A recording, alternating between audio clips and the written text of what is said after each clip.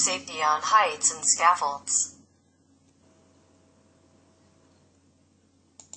Working on heights, e.g. on a flat roof, from a ladder, near or adjacent to fragile materials, at ground level adjacent to an open excavation. In excavated pits below ground level, etc., can be defined as a work activity that exposes the worker to the risk of falling from a height more than 2 meters above a stable level.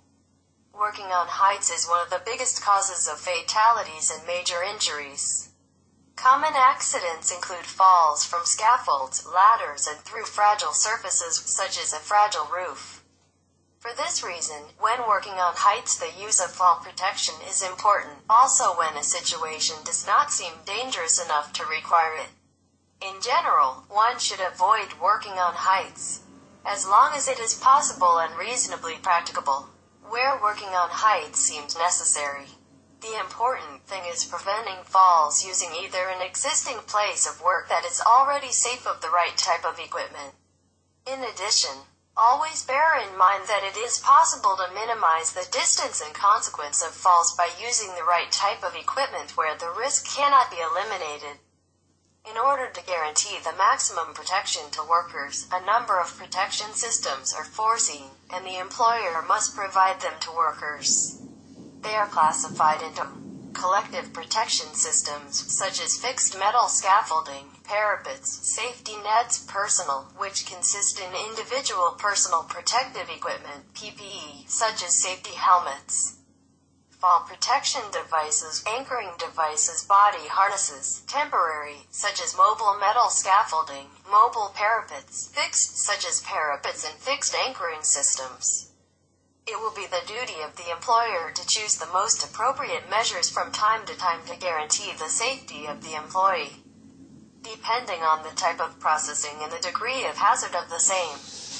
It is important to underline that providing the workers with the necessary measures and training to guarantee their safety is not enough from the employer. Indeed, being the holder of a specific guarantee obligation vis-a-vis the employees themselves, there remains a residual control obligation on it, so that you will have to make sure that every single worker makes constant and correct use of the safety measures provided. As said, scaffolding is often used in temporary or mobile work sites. To construct work at height, scaffolds are constructions that include vertical and horizontal structures, and which form a surface on which workers can carry out their tasks moving from one part to the other. Scaffolding, in addition to being a functional tool for the work for which they were designed, also constitute a collective protection device, CPD, essential to prevent accidents at work due to falls of objects or people. The most used material to build scaffolds is steel, which allows to be assembled to give origin to different types of structures such as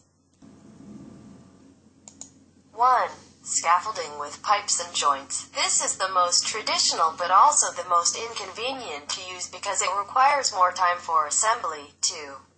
Scaffolding with prefabricated frames. It is used for simple works and it is easy and quick to assemble. 3. Scaffolding with uprights and prefabricated crosspieces.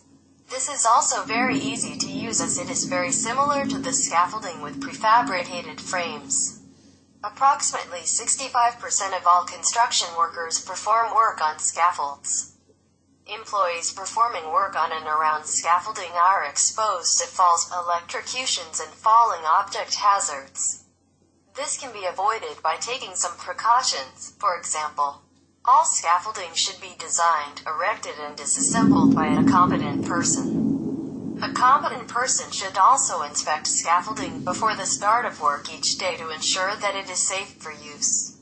Scaffolding should be erected on solid footing, fully planked, at a great distance away from power lines. Finally, scaffolding should be erected with guardrails, midrails, and tow boards to protect employees working on, under, and around scaffolding.